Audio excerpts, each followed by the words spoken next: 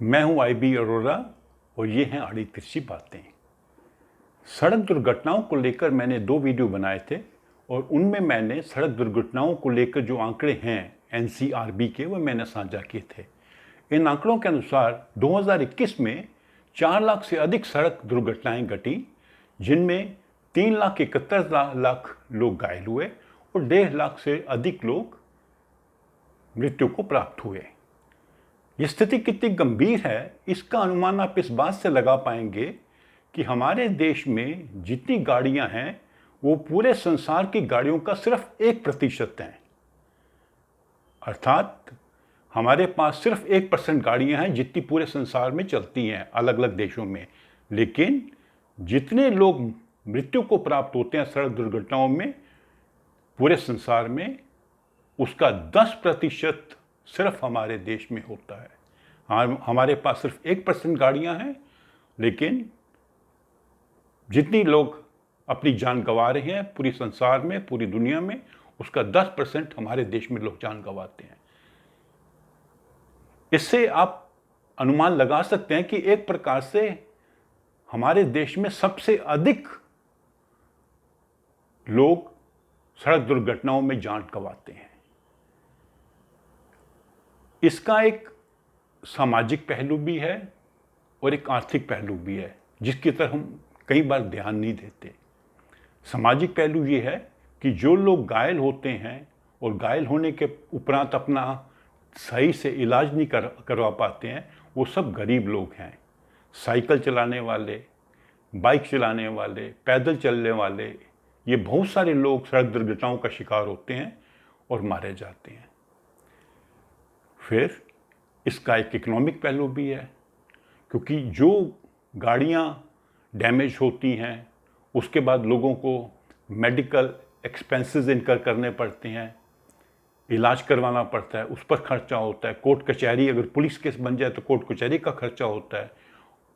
Loss of income, जब आदमी 2 महीने, 4 महीने, 8 महीने काम पर नहीं जा पाया या उसकी मृत्यु हो गई और परिवार का जो आय का सोर्स बंद हो गया, तो लॉस ऑफ इनकम भी एक बड़ा इकोनॉमिक लॉस होता है।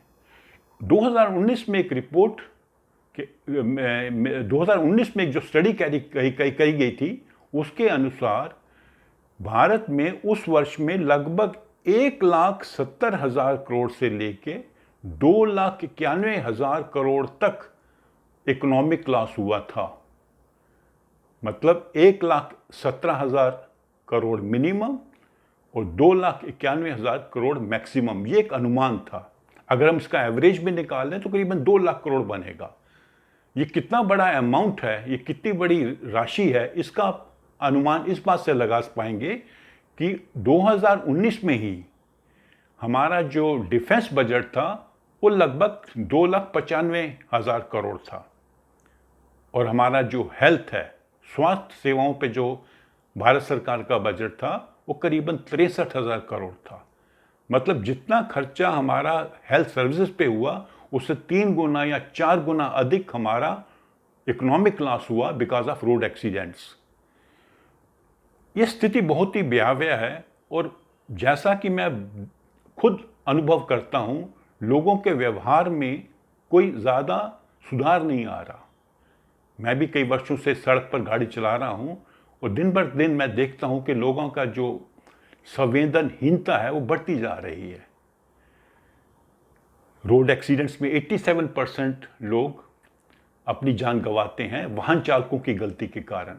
ओवर स्पीडिंग, गलत ओवरटेकिंग करना, रॉन्ग साइड पे गाड़ी चलाना, ट्रैफिक लाइट्स को इग्नोर करना, शराब या नशे में गाड़ी चलाना, इन सब कारणों के कारण 87% दुर्घटनाएं होती हैं, जो एक बहुत बड़ी संख्या है।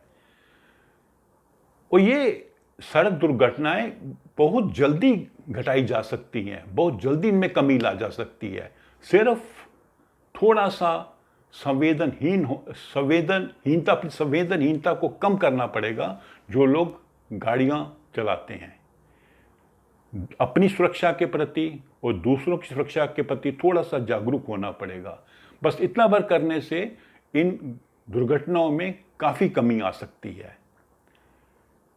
हम ये आशा ही कर सकते हैं कि कभी ना कभी लोगों में इस बात का एहसास होगा कि उनकी थोड़ी सी लापरवाही के कारण कई परिवारों को कितना अभिशाप भोगना पड़ता है, और हो सकता है कभी ना कभी उनमें इस बात का विचार आए कि उन्हें गाड़ी चलाते समय थोड़ा ध्यान रखना होगा अपना और दूसरों का।